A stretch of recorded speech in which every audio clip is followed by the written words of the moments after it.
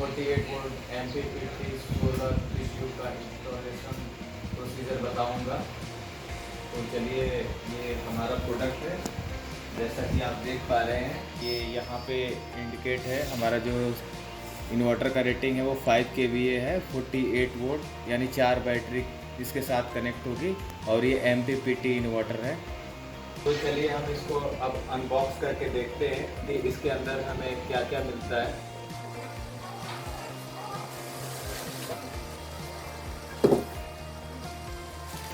तो जैसा कि आप देख पा रहे हैं, हमने इसको अनबॉक्स कर दिया है और इसके साथ ये हमारी कनेक्टिंग वायर है जो कि बैटरी को कनेक्ट करने के लिए होती है। बैटरी का सीरीज बनाते हैं जिसके थ्रू हम 4 बैटरी कनेक्ट करते हैं।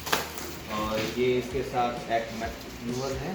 जैसे मैनुअल में इसके सारे ही प्रोसीजर होते हैं और इसमें हमारा वारंटी कार्ड भी है।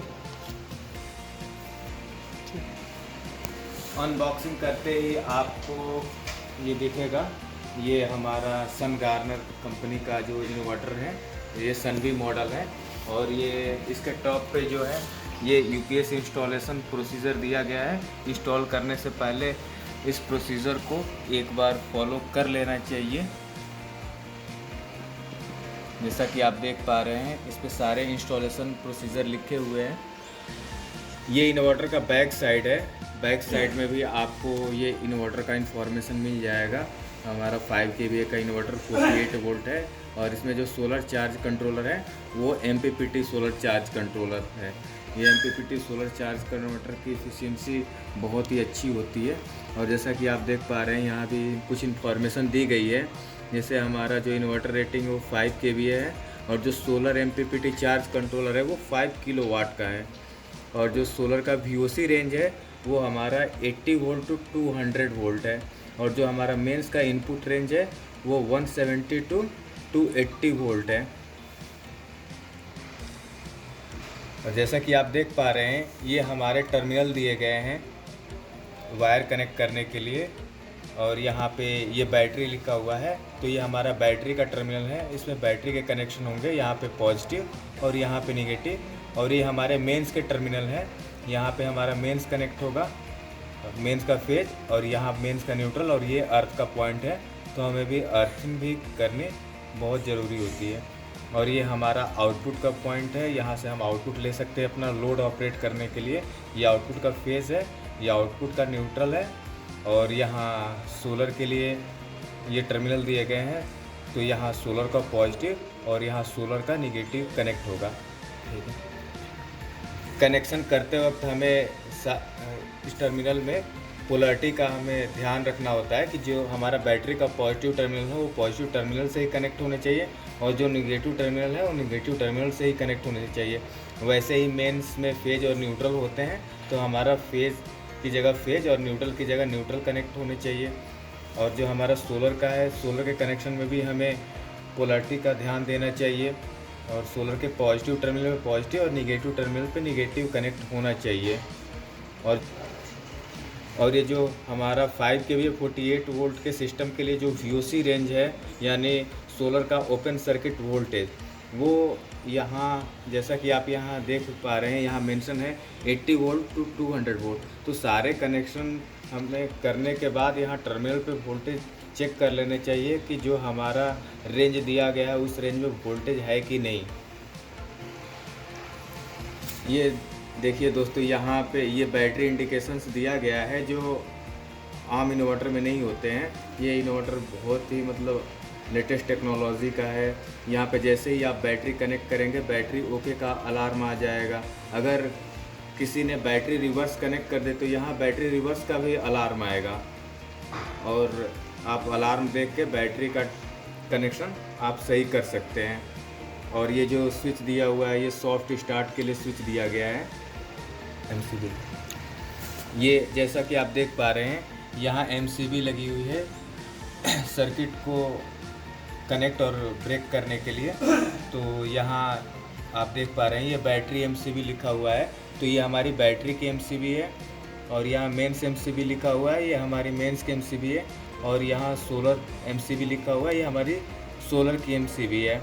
और ये आप देख पा रहे हैं ये रोटरी स्विच है, ये बहुत सारे इन्वर्टर में नहीं होते हैं। इस स्विच का ये फ़ायदा होता है कि इन केस कभी इन्वर्टर में कोई फॉल्ट आ गया तो आप इसको मेंस पे करके और आप अपने आउटपुट लोड को ऑपरेट कर सकते हैं और फिर वापस से इन्वर्टर ओके हो जाने के बाद आप यूपीएस मोड पे इसको ऑपरेट कर सकते हैं। तो जैसा कि आप देख पा रहे हैं हमने बैटरी के कनेक्शन कर दिए। यहाँ पे हमने 4 12 वोल्ट की बैटरी को सीरीज में कनेक्ट किया है और यहाँ पे 48 वोल्ट हमने कनेक्ट कर दिया है ये बैटरी। और यहाँ पे आप देख रहे हैं यहाँ अब बैटरी ओके का इंडिकेशंस आ गया है।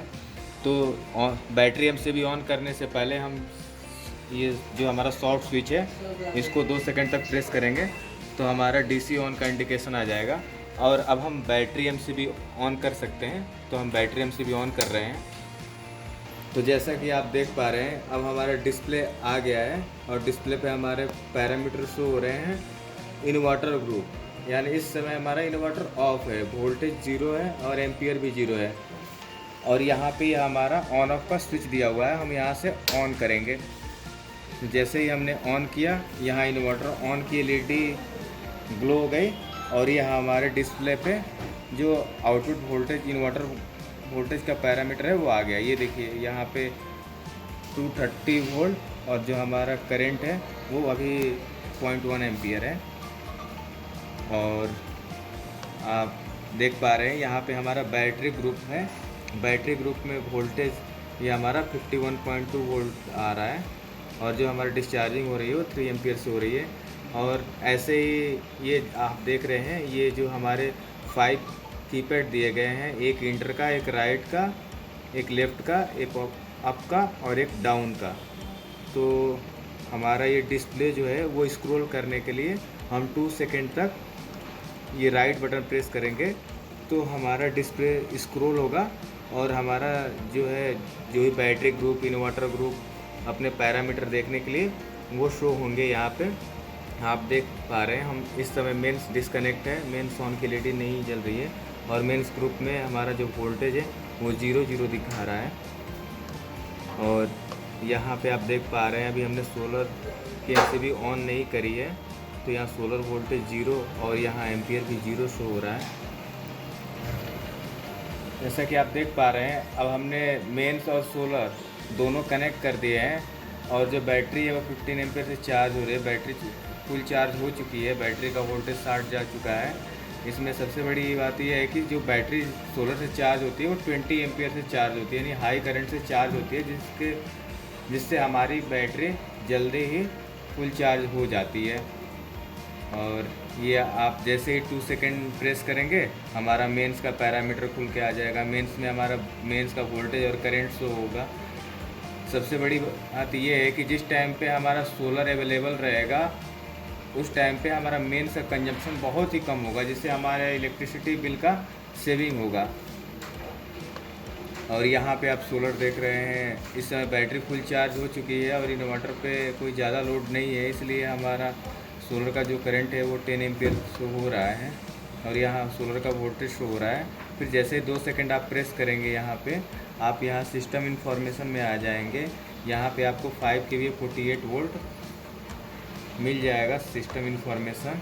वापस से हम जैसे ही 2 सेकंड राइट प्रेस करेंगे हमारा स्क्रीन ऐसे ही सारे ग्रुप की इन्फॉर्मेशन में जाता रहेगा। जैसा कि आप देख पा रहे हैं डिस्प्ले पे ये हमारा दिख रहा है सिस्टम ग्रुप। इसमें हमारा जो मोड सेट है वो हाइब्रिड मोड है। इसमें हमारे 3 मोड दिए गए हैं, एक हमारा हाइब्रिड मोड, एक हमारा डिसेबल चार्जिंग मोड और एक हमारा पीसीयू मोड। अगर आप बिल्कुल ही इलेक्ट्रिसिटी कंजप्शन नहीं चाहते हैं तो आप चार्जिंग को इसमें डिसेबल कर सकते हैं। यदि कहीं पे लाइट की ज़्यादा समस्या रहती है, बहुत कम टाइम के लिए लाइट आती है, वहाँ पे अपना आप हाइब्रिड मोड सेट कर सकते हैं। और जहाँ पे लाइट अच्छी रहती है, मोर देन 15 आवर से ज़्यादा रहती है, तो आप इसमें पीसीयू मोड सेट कर सकते हैं। ये सेटिंग करने के लिए आपको इंटर प्रेस करना होता है 5 सेकंड तक। जैसे ही आप इंटर 5 सेकंड तक प्रेस करेंगे ये हमारा पासवर्ड मेनू आता है। पासवर्ड मेनू में पासवर्ड डालना होता है अप, ये डाउन जैसे ही आप की प्रेस करेंगे अब स्टार बन के आ जाएगा, इसका मतलब वो फिल हो चुका है।